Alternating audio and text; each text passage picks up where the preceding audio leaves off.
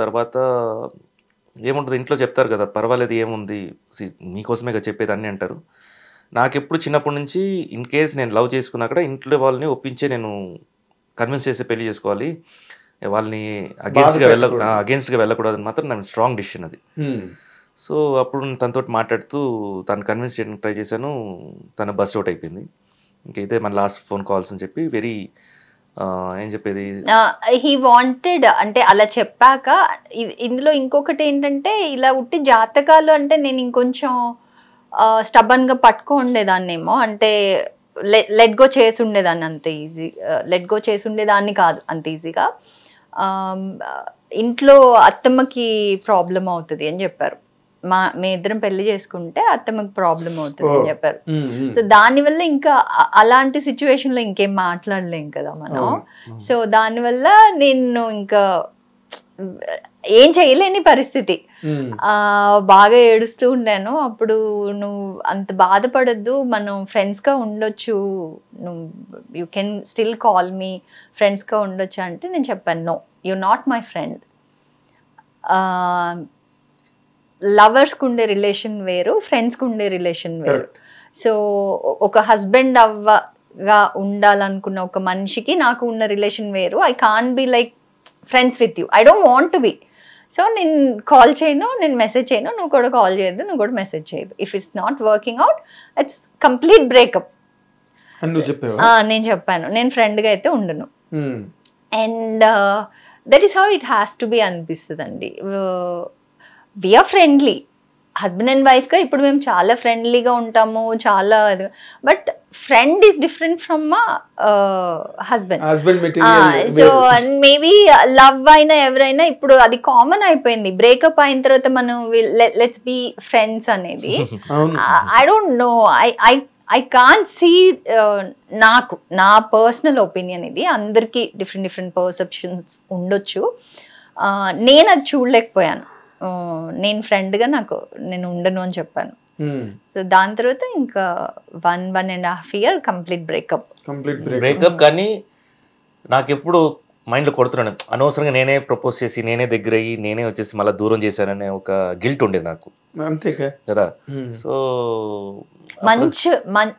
ఏంటి మన శివబాలాజీ మంచోడు అంటారు కదా, అదేదో డైలాగ్ ఉంటుంది అట్లాగా. అంటే నేనేం చెప్తున్నా అంటే ఈ ఫేజ్ లో కూడా అబ్బాయే ట్రై చేసి అబ్బాయే పడేసి అబ్బాయి అన్ని చేసినా అది బ్రేకప్ అయిన తర్వాత మోస్ట్లీ ఆ పర్లేదులే అని వదిలేసుకునే మెంటాలిటీస్ ఉంటాయి majority. But he was never like that. So అది ఉండింది. బట్ నేనేం చేశానంటే అప్పటికి మధుకి మ్యాచెస్ చూస్తున్నారు, నాకు మ్యాచెస్ చూస్తున్నారు. 1 year నేను టైం తీసుకుందాం అనుకున్నాను. సరే మాట్లాడకుండా 1 year మాట్లాడుకుంటూ ఉంటాను నేను. అప్పుడు మాత్రం తను ఇఫ్ షీ స్టిల్ వెయిటింగ్, అప్పుడు నేను ఇంకా ఏదైనా జాతకాలన్నీ పక్కన పెట్టేసి ఇంట్లో కూడా కన్విన్స్ చేసి చేసేసుకుందామని ఫిక్స్ అయిపోయాను. సో ఐ వాజ్ వెయిటింగ్ ఒక 1 year గ్యాప్ తీసుకోవడానికి. ఆ 1 year గ్యాప్లో నేను వెనక నిహా పెడుతున్నాను నేను, అంటే బేసిక్గా తన మూమెంట్స్ ఏంటి, ఏం చేస్తుంది. అది నాకు అప్పుడు తెలీదు. తర్వాత పెళ్ళై చాలా ఏళ్ళకి చెప్పారు.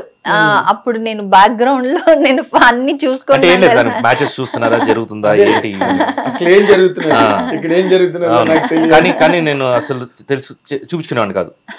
అయితే మా ఎలక్షన్ వచ్చింది, 1 year కంప్లీట్ అయిపోయి కొన్ని మంత్స్ అయిపోయింది. తను మీట్ చేస్తానని పాయింట్ కావాలి కదా, తను బయటికి రాదు ఎక్కడికి, షూటింగ్ స్పాట్ కి నేను వెళ్ళలేను, బాగోదు. సో ఎక్కడ మాకు మీటింగ్ పాయింట్ లేదు. కరెక్ట్గా మా ఎలక్షన్ వస్తుంది, తను కూడా మా మెంబరే. తను ఓటింగ్ వస్తుంది నాకు తెలుసు, అంటే ఎలా తెలుసుకున్నాను, నేను ఓటింగ్కి సోన్సో టైంకి వస్తుంది. తనదేమో 9:30 10 o'clock వస్తుంది. నేను 7 o'clock అని తెలిపిపోయాను. అప్పుడు ఇంకా గేట్ కూడా తెరవలేదు. వెళ్ళి అక్కడ ఉండి కరెక్ట్గా నేను ముందే ఓటు వేసానంటే మళ్ళీ నేను బ్యాలెట్ రూమ్ నుంచి బయటకు వచ్చేసాను నేను కదా. సో తను వచ్చేదాకా నేను ఓటింగ్కి వెళ్ళా, అక్కడే కారిడార్లోనే తిరుగుతున్నాను నేను. సో తను వచ్చింది తెలుసు, తను వచ్చే కరెక్ట్గా ఒక 2 minutes ముందు నేను లోపలికి వెళ్ళిపోయాను. తర్వాత ఆ క్యూలో నుంచుంటాం కదా, ఒక సింగిల్ క్యూఏ. సో ఎలాగైనా నా వెనకనే వచ్చి నుంచోవాలి. ఎవరైనా వెనక నుంచి అనుకోండి, వాళ్ళ వెనక వెళ్ళి నుంచునేవాడు నేను, ఎందుకంటే నా వెనక తను రావాలండి. నుంచొని తను కరెక్ట్గా వెనక ఏదో ఏమి తెలియనట్టు అలా తిరిగి ఓ హాయ్ నేను సో అలా చేసి అప్పుడు తను అలా ఇంత పెద్ద ఏదో స్పెక్స్ పెట్టుకుంది, కళ్ళు రియాక్షన్ తెలియట్లేదు నాకు. సో హాయ్ అంటే హాయ్, ఎలా ఉన్నావు అని అడిగాను. హౌ ఆర్ యూ నన్ను, నీకెందుకు అని. అమ్మో బాగానే కోపం ఉంది అనుకుని, సరే నీ నంబర్ మారినట్టుంది ఇస్తావంటే నీకు అవసరం లేదని.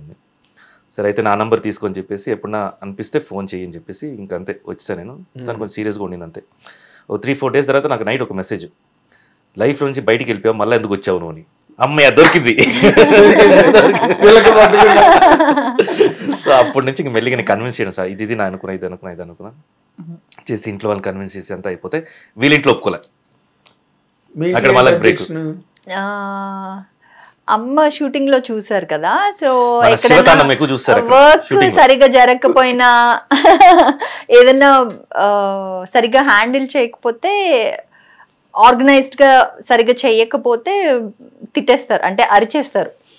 అది కూడా ఏంటి, ఒక 4-5 సార్లు చెప్పి 4-5 సార్లు తర్వాత కూడా అది సరిగా జరగట్లేదు అంటే ఉంటే అప్పుడు తిడతారు. సో అమ్మ అది చూసి కోపం ఎక్కువ. తర్వాత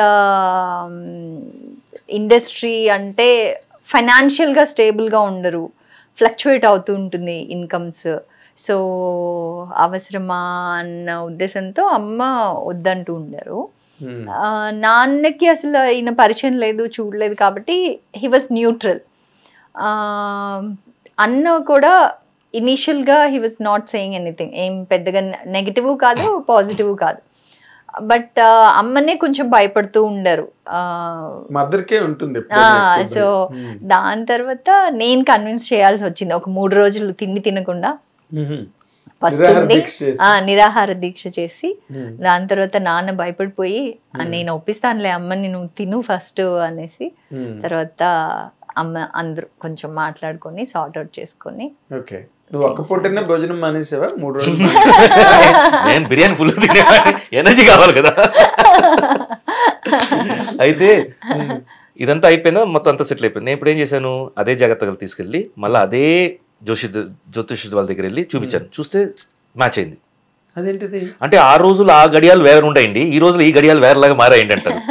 ఏంటో ఇప్పుడు దాకా నాకు మిస్టరీ అది. ప్లానెట్స్ ప్లేస్మెంట్ అండ్ ఇంకొకటి మన సంకల్పం ఇద్దరికి ఆ సంకల్పం చాలా బలంగా ఉందనుకుంటాను, ఉండింది. తర్వాత అనుకునే వాళ్ళు ఇలా కూడా అనుకోవచ్చు, మీకు గొడవలు వచ్చినాయి అందుకే కదా, గొడవలు వస్తాయనే కదా పెళ్లి చేసుకోవద్దన్నారు, సో ప్రాబ్లమ్స్ అయితే ఫేస్ చేశారు కదా అనేలాగా అనుకోవచ్చు. అంటే అనుకోవచ్చు, but what we see is beautiful life together. What the way జాతకాలు నమ్మకూడదండి, నా ఎక్స్పీరియన్స్ లో చెప్తున్నా. అది మేబీ వచ్చేసి ఒక డాక్టర్ ప్రిస్క్రిప్షన్ లాగా, ఇది వాడితే తగ్గుతుంది అది చేస్తుంది ఒక చెప్పేలాగా. టోటల్గా చేంజ్ అయితే మనం చేయలేము. మన తలరాత ఎలా ఉందో మనం ఎప్పుడో రాసేసుకొని వచ్చినాం. Past is not with us, we can't do anything. Future we don't know. Present is మన హ్యాండ్స్లో ఉంది. ప్రెసెంట్ జాగ్రత్తగా చూసుకుంటూ వెళ్తే చాలు, ఫ్యూచర్ బాగానే ఉంటుంది అంతే. సో దీనికోసం మన ఎవరో ఏంటి ప్రిడిక్షన్స్ని ముందే ఇచ్చేసి అయ్యో అయిపోద్దా అని చెప్పి ఈ రోజు నుంచి మనం దాన్ని భయపడుతూ ఉంటాం, వేస్ట్ అసలు. భయపడ్డం కానీ లేకపోతే నీకు గొప్పగా ఉంటుంది అంటే అప్పుడు ఇంటి దగ్గర ముస్లిం ఎవరో చెప్పారు నీకు రాజయోగం వస్తుంది అని. అయితే ఫుల్ హ్యాపీ ఇంట వీడు బైక్లో వెళ్తున్నాడు, యాక్సిడెంట్ అయింది, ఫ్రాక్చర్, పడుకున్నాడు. నాకు రాజయోగం అని చెప్పారు. 6 months నేను బెడ్లో. అదే కదా రాజయోగం, అన్ని నీ దగ్గరికి వస్తున్నాయి కదా. హిట్ టీవీ యాప్, ఇందులో short news, live news, entertainment shows, movies, digital magazines తో పాటు మీ జిల్లా వార్తలను కూడా ఫ్రీగా చూడొచ్చు. ఇంకెందుకు ఆలస్యం, వెంటనే హిట్ టీవీ యాప్ ని డౌన్లోడ్ చేసుకుని ఫ్రీగా ఎంటర్టైన్మెంట్ పొందండి. Hit TV app, hit TV app, please download hit TV app. Hit TV app ని ఫ్రీగా డౌన్లోడ్ చేసుకుని ఎంజాయ్ చేయండి. మీకు నచ్చిన ఎంటర్టైన్మెంట్ కోసం హిట్ టీవీ యాప్ ని ఫ్రీగా డౌన్లోడ్ చేసుకుని ఎంజాయ్ చేయండి. హిట్ టీవీ యాప్ ని డౌన్లోడ్ చేసుకుని ఆస్వాదించండి, ఆశీర్వదించండి. ఇంతమంది సెలబ్రిటీలు హిట్ టీవీ యాప్ ని డౌన్లోడ్ చేసుకోండి అని చెప్తున్నారంటే ఎంత మంచి యాప్ ఆలోచించండి.